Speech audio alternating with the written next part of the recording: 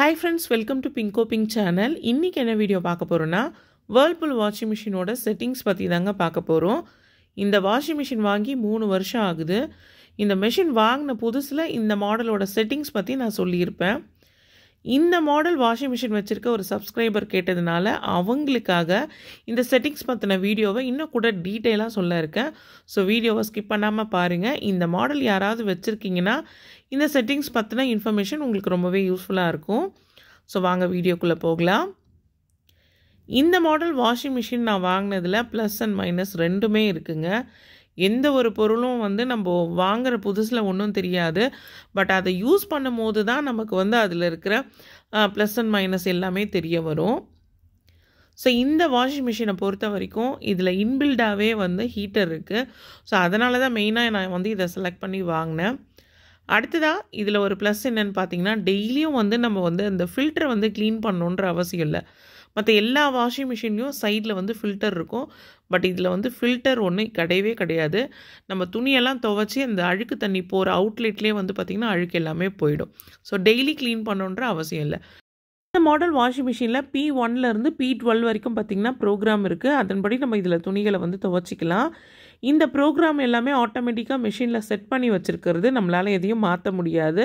ஒரு சிலதை மட்டும் நம்ம மாற்றிக்கலாம். அது நான் என்னன்றதை சொல்கிறேன். ஸோ மிஷின் ஆன் பண்ணதுமே P1ல் தான் நிற்கும். அதுக்கு வாட்டர் லெவல் பாருங்கள், மேக்ஸிமம் காட்டுது.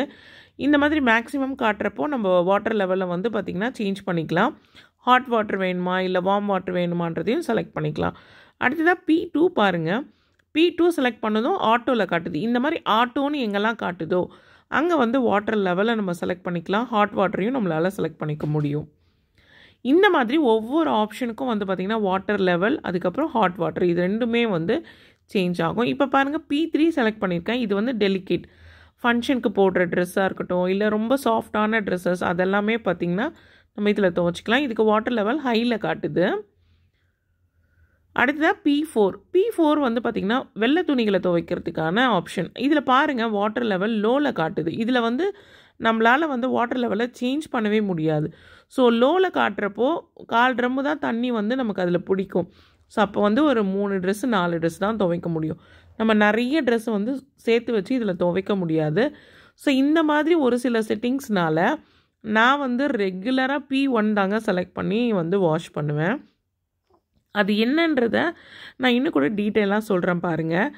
இந்த செட்டிங்ஸில் 2 செட்டிங்ஸ் மட்டும் பார்த்திங்கன்னா ரெட் கலரில் நமக்கு தெரியுது பாருங்கள். அது ஆல்ரெடி ஹாட் வாட்டர் ஆட்டோமேட்டிக்காக செலக்ட் ஆகிடும்.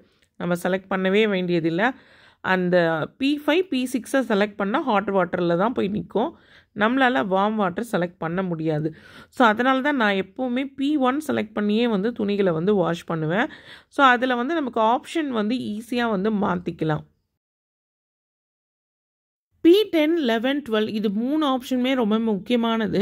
ஏன்னா துணிகளை ஆட்டோமேட்டிக்காக செலக்ட் பண்ணாமல் நம்ம தனித்தனியாகவே போட்டு எல்லாத்தையுமே இதில் பண்ணிக்கிறது. துவைக்கிறதுக்கு ஒரு ஆப்ஷன், அலசி புழியறதுக்கு ஒரு ஆப்ஷன், வெறுமனே ட்ரை பண்ணுறதுக்கு ஒரு ஆப்ஷன். ஸோ இந்த மாதிரி 3 ஆப்ஷன் தான் கடைசி ஆப்ஷனாக அவங்க வச்சுருக்காங்க. ஸோ இப்போ நம்ம கொஞ்சம் டீட்டெயிலாக பார்க்கலாமா? P1 செலக்ட் பண்ணதும் பாருங்கள், வாட்டர் லெவலை நம்மளால் மாற்ற முடியுது. மேக்ஸிமமில் நிற்கும். நம்மளால் வாட்டர் லெவலை செலக்ட் பண்ணிக்க முடியும். அடுத்ததாக P2. இந்த P2 ப்ரெஸ் பண்ணும்போது நமக்கு ஆட்டோவில் நிற்கிதா? ஸோ இந்த மாதிரி ஆட்டோன்னு நிற்கிற எதில் வேணாலும் நம்மளால் வாட்டர் லெவல், அதுக்கப்புறம் ஹாட் வாட்டரா இல்லை வார்ம் வாட்டரா, இது ரெண்டுத்தையுமே நம்மளால் சேஞ்ச் பண்ண முடியும். P3க்கு பாருங்கள், ஹையில் நிற்கிது. ஸோ இந்த ஹையில் நிற்கிறப்போ இதோட வாட்டர் லெவல் பாருங்கள், மீடியம், ஹை, மேக்ஸிமம், இது 3க்கு தான் மாறுது. நமக்கு லோ லெவலுக்கு போகலை பாருங்கள். அடுத்ததாக வாட்டர், நமக்கு வார்ம் வாட்டரா ஹாட் வாட்டரா இதை செலக்ட் பண்ணவே முடியல. அடுத்ததாக P4. இந்த P4 வெள்ளை துணிகளை மட்டும் துவைக்கிறது. இதுக்கு வாட்டர் லெவல் பாருங்கள், லோவில் காட்டுது. ஸோ இதில் வாட்டர் லெவலை நம்மளால் சேஞ்ச் பண்ண முடியாது. தண்ணி ஹாட் வாட்டரில் நமக்கு நிற்கிது. ஸோ இதையும் நம்மளால் சேஞ்ச் பண்ண முடியல. இந்த ஒயிட் துணிகளை துவைக்கிறப்போ நம்ம கொஞ்சமான குவான்டிட்டியில் தான் லோ வாட்டர் தண்ணியில் துவைக்க முடியும். நிறைய சேர்த்து வச்சு துவைக்க முடியாது. ஸோ இது ஒரு மைனஸாக தான் எனக்கு தெரியுதுங்க. அடுத்ததாக P6. இந்த P6க்கு வாட்டர் லெவல் லோவில் நிற்கிது. ஸோ இதை சேஞ்ச் பண்ணவே முடியல.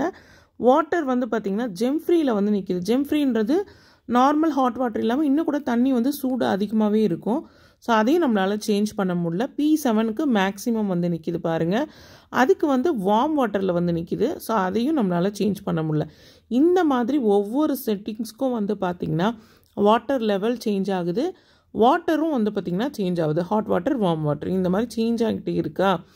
இதனாலேயே நான் வந்து P1 செலக்ட் பண்ணி மேக்ஸிமமில் வச்சுட்டு அதுக்கப்புறம் வாட்டர் வந்து பெட்ஷீட் துவைக்கிறப்போ ஹாட் வாட்டர் வச்சுக்குவேன். நார்மல் துணி துவைக்கிறதுக்கு வார்ம் வாட்டரை யூஸ் பண்ணுவேன்.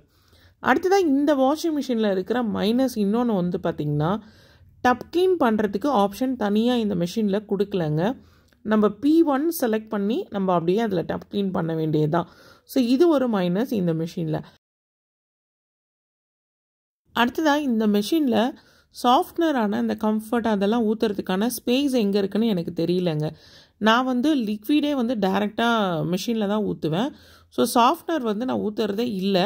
ஸோ இந்த மாடல் வச்சுருக்க உங்களை யாராவது நீங்கள் சாஃப்ட்னர் ஊற்றுறதுக்கான ஸ்பேஸ் வந்து பயன்படுத்திகிட்டு இருக்கீங்க அப்படின்னா எனக்கு மறக்காமல் கமெண்ட்டில் வந்து தெரியப்படுத்துங்க.